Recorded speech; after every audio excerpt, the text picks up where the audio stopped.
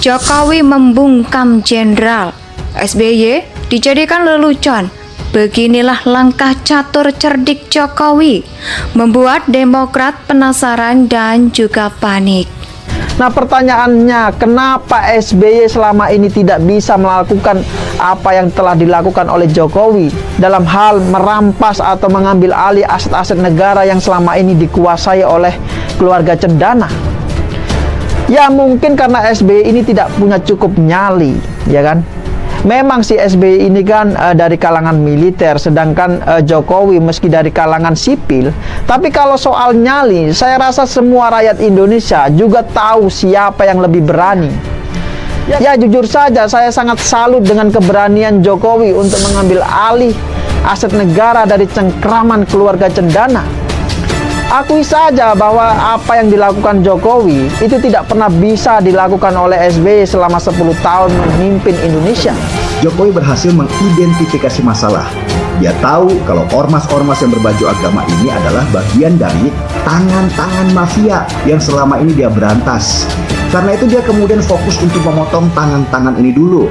Tapi masalahnya, memotong tangan ini juga nggak mudah. Putus satu, tumbuh satu, semakin besar sehingga harus dicari di mana sih titik pusat kelemahannya. Dipaksa 1,5 bulan yang lalu akhirnya alhamdulillah bisa. Dulu subsidi BBM 300 triliun diem semuanya. Indonesia sejak dulu kala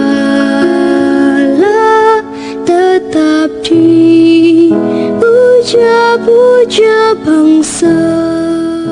Bagi seorang jenderal TNI, adu strategi sudah menjadi santapan. Bagi seorang jenderal TNI, adu strategi sudah menjadi santapan.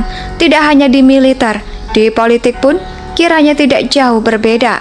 Strategi sangat diperlukan, pertahanan maupun penyerangan. Jadi tidak heran jika SBY patut diacungi jempol dan mempertahankan kekuasaannya sampai 2 periode. Tetapi ada kelemahan ketika seorang jenderal membahas strategi perang ke ranah politik. SBY sangat jeli dalam hal ini, sehingga dia tidak serta-merta menunjukkan strategi perang ke ranah politik.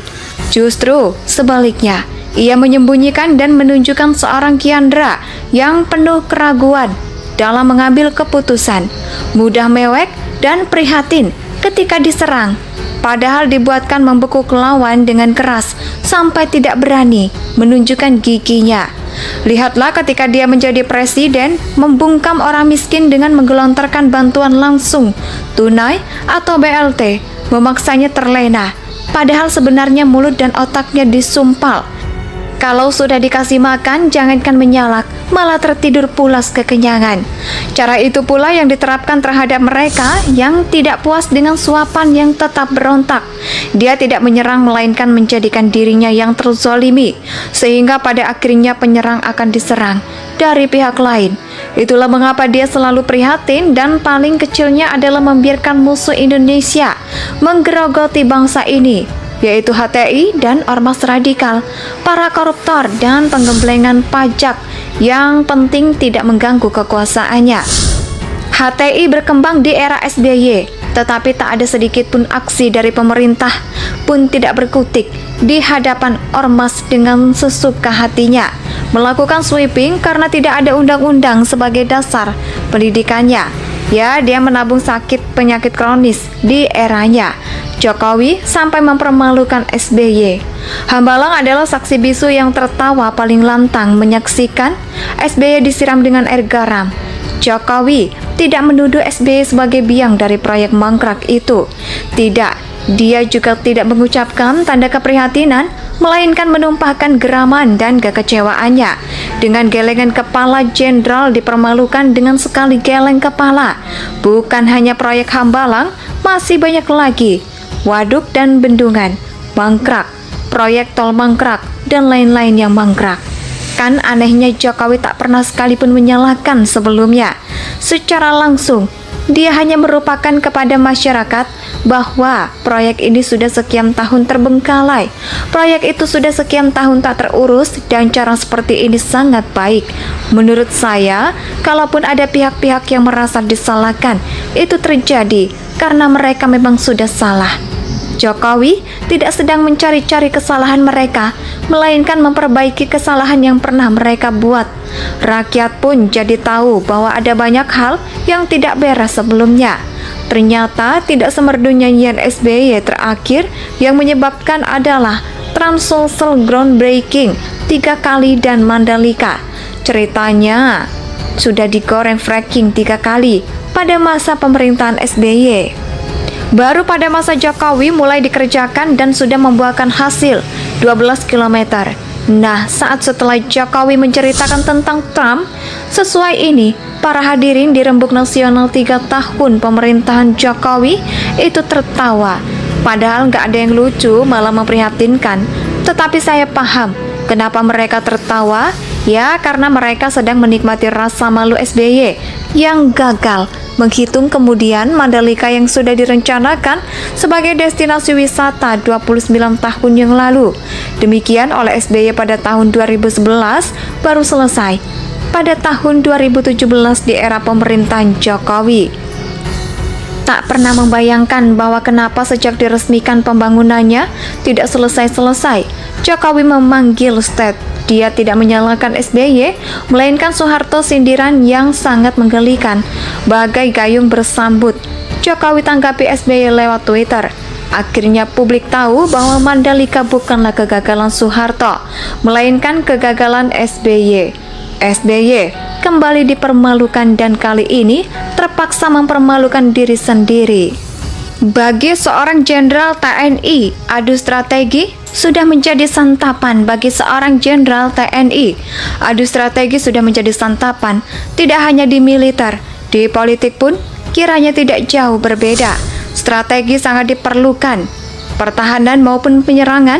Jadi tidak heran jika SBY patut diacungi jempol dan mempertahankan kekuasaannya sampai 2 periode. Tetapi ada kelemahan ketika seorang jenderal membahas strategi perang ke ranah politik. SBY sangat jeli dalam hal ini, sehingga dia tidak serta-merta menunjukkan strategi perang ke ranah politik.